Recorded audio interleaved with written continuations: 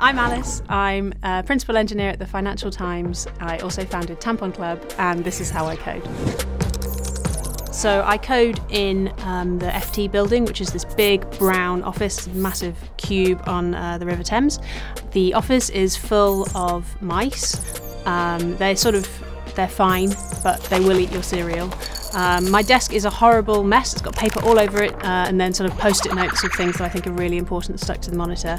I sit with my team, who I really like, and we've got this origami cranes everywhere because the team is called the Origami Team.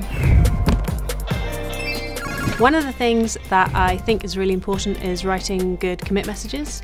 As developers, and particularly working in front end, often you add weird code to make things work in older browsers, and having a decent commit message that explains what the change was, but more importantly why you made it, will really help you and future developers from removing that code and then breaking functionality in older browsers.